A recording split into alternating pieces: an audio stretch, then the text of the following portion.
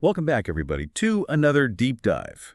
We are going to be looking at egocentric bias today, and by the end of this deep dive, you'll see how, recognizing the role of luck can help you be more successful and more generous and maybe even improve your relationships. Absolutely. And, it all starts with understanding how our brains tend to overestimate our contributions and underestimate everybody else's efforts, and that's called egocentric bias. Yeah, like that study where researchers asked couples to, estimate how much they contributed to arguments. Yeah, exactly. So, each partner consistently said that they were responsible for over 50% of the arguments. So it's not just like wanting to seem more hardworking or whatever. Yeah. It happens even when it comes to negative stuff, too.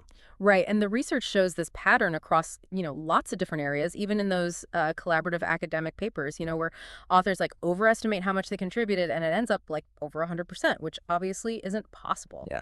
It's like we're all wearing these Mia goggles that magnify our own efforts and then downplay what everybody else did. But uh, why do we do that? It probably comes from how we perceive and remember information. So we have this very vivid firsthand experience of our own efforts while other people's contributions kind of fade into the background. Okay, yeah, that makes sense. We're constantly replaying our own actions in our heads, so we feel like we're doing more. But how does this egocentric bias affect how we see the world? Well, one major consequence is that we tend to overlook the role of luck in our lives because we're so focused on our own efforts. We often fail to see how external factors and just random chance events has shaped our paths. So we're taking more credit than we deserve. Well, in a way, yes. So let's look at professional hockey players. While talent and hard work are super important, Okay. research has shown that something as random as what month you're born in can actually play a surprisingly significant role. Wait, what does your birth month have to do with hockey? Okay, so youth hockey leagues in Canada often use January 1st as the cutoff date for age groups. Oh, so that means players born in January are almost a whole year older than those born in December of the same year. Right, and that age difference, even if it's just a few months, means that the January kids tend to be bigger, faster, and more coordinated, at a young age. And these early advantages sort of snowball over time. Yeah, so they get more ice time, better coaches, and play in more competitive leagues, so their skills get even better. Exactly. And by the time they reach professional levels, there's a statistically significant overrepresentation of players born in the first quarter of the year. Wow, so you're saying that while these players are obviously skilled and dedicated, their path to success was at least partly because of luck. Exactly. And this isn't limited to hockey. This applies to so many areas of life. The opportunities we get, the mentors we meet, even random events can all shape our lives in ways we don't really appreciate. So when we're thinking about our achievements, it's important to consider the role of those early advantages and external factors. Absolutely. It's not about diminishing your accomplishments, but about having a more balanced and realistic perspective.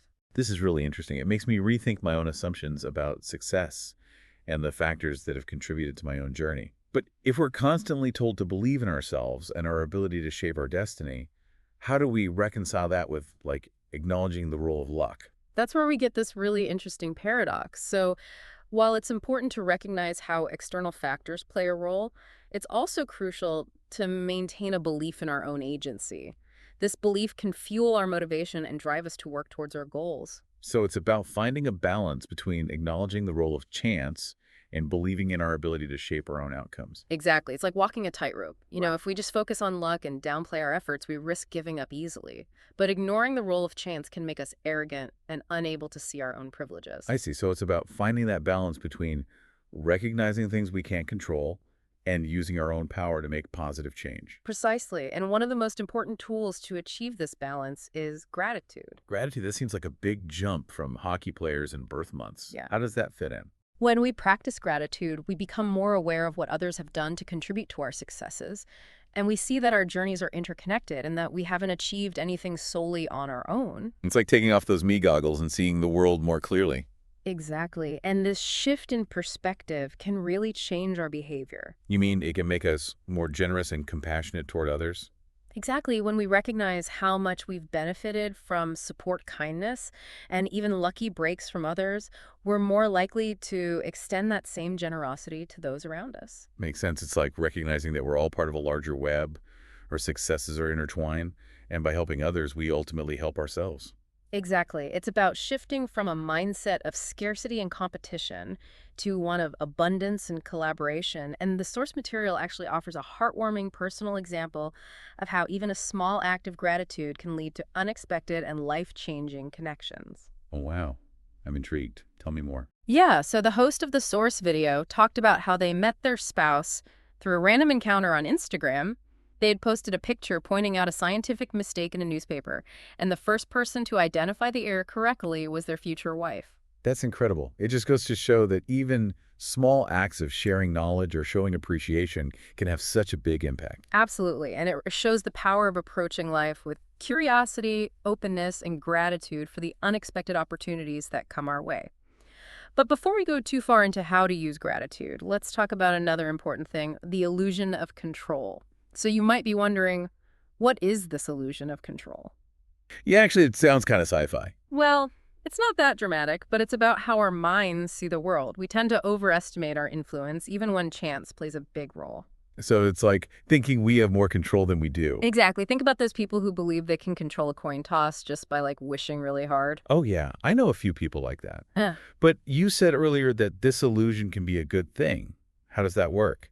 Okay, so imagine if we were always focused on how unpredictable life is and how little control we have. We probably just feel helpless and give up. Right, but believing we can influence things, even if it's partly an illusion, can be empowering. It motivates us to try new things and keep going when things are tough. So it's like if you believe you can do something, you're more likely to put in the work to make it happen. Exactly. And the source material has a great story about this. The host talked about their early days on YouTube, and they said if they had known how hard it would be, they might not have even started. So sometimes it's better to not know everything. Right, they believed they could figure things out as they went, and that helped them persevere and ultimately build a successful platform. Obviously, talent and hard work mattered too, but that bluff in their own agency was crucial. It's like that saying, leap and the net will appear. Sometimes you just have to start, even if you don't know what challenges you'll face. Exactly, but here's the tricky part. How do we balance that belief in our own agency with the knowledge that luck and other things also matter? How do we avoid being arrogant or entitled because of this illusion of control? That's a great question. It seems like finding that balance is so important if we want to both go after our goals and recognize how other people and chance have helped us. Exactly. And that's where gratitude is so important. It kind of protects us from the downsides of the illusion of control. So how does gratitude help us with all this? When we regularly think about the good things that have happened to us and the people who have helped us, it creates a sense of humility and appreciation. It's like we're taking a step back and realizing we didn't do it all on our own. Right. We start to see all the people who have helped us along the way, mentors, teachers, family, even those chance meetings that opened up new possibilities. And that helps us avoid feeling like we're better than other people. We start to see ourselves as part of a bigger system of support. Exactly. Gratitude keeps us grounded and connected to the bigger picture, and it makes us want to be more generous and give back to others. Yeah, because when we feel grateful for what we have, we naturally want to share that with others. We worry less about what we don't have and focus more on how we can help. Exactly. It's like a positive cycle. Gratitude makes us want to help others who might not have been as lucky. It's like understanding that we're all connected, our successes are intertwined, and helping others succeed makes our whole community stronger. Exactly. And that brings us to another important point, the connection between luck, egocentric bias, and social inequality. Okay, now this is where things get really interesting. How does how we see luck and effort affect how we understand social issues? When we overestimate our own contributions and ignore the role of luck, we tend to think that success is all about how hard you work. So we think if I worked hard, I deserve to be successful. And if you're not successful, you must not be working hard enough. Right. That kind of thinking ignores all the systemic factors and inequalities that make it harder for certain groups of people to succeed. So it's a very individualistic way of seeing things that doesn't recognize privilege and disadvantage. Exactly. And to show this, the source material talks about a really interesting study called the cookie experiment. The cookie experiment. Okay, I'm listening. So in this experiment, people were randomly assigned roles in a group, and one person was the leader, but the thing is they were chosen randomly. It wasn't based on anything they did. So there was no real difference between the leader and the other group members. Right. Then the experimenter gave cookies to each group with one extra cookie for each group. And guess what happened? I'm guessing the leader got the extra cookie, even though they didn't do anything to deserve it. Yep, even though they were randomly chosen as leader, they were seen as more deserving of the extra reward. Wow, that's crazy. It shows how easily we start to feel entitled, even when we didn't earn our position or status. Exactly, and this tendency to justify our advantages, even unearned ones, can have a big impact on how we see and deal with social inequality. Because if we believe success is all about individual effort, we won't recognize or challenge the systems that create inequality. Exactly. It's like saying everyone has an equal playing field, when in reality, some people start way behind because of things they can't control, like poverty, lack of education, discrimination, all that stuff. So it's not about saying personal responsibility and hard work don't matter.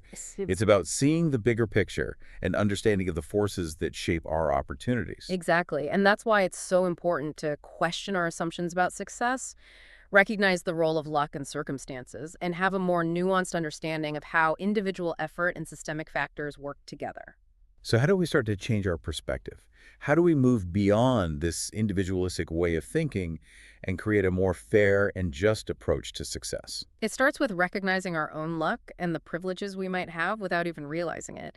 It's about being grateful for the opportunities we've had and wanting to create similar opportunities for others. So it's about moving away from scarcity and competition and toward abundance and collaboration, realizing that true success is about creating a world where everyone can thrive. Exactly. It's about moving away from the myth of the self-made person and towards a more interconnected and compassionate view of success.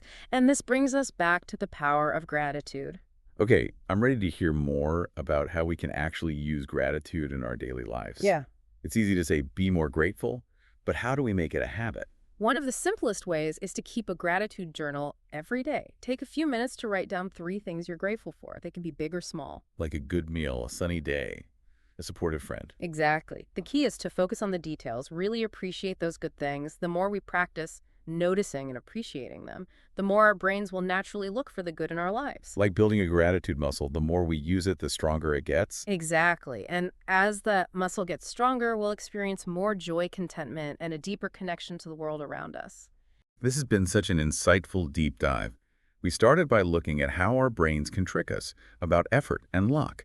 But now we have this powerful and practical solution, gratitude. Exactly. By understanding egocentric bias, the illusion of control, and the importance of gratitude, we can make better choices, build stronger relationships, and ultimately create a more just and equitable world. That's a great point to end on. Thank you so much for sharing your insights with us today. And to our listeners, thank you for joining us on this deep dive into the power of gratitude. We hope you'll take these ideas and use them in your own lives. Until next time, keep exploring, keep questioning, and keep those gratitude muscles strong.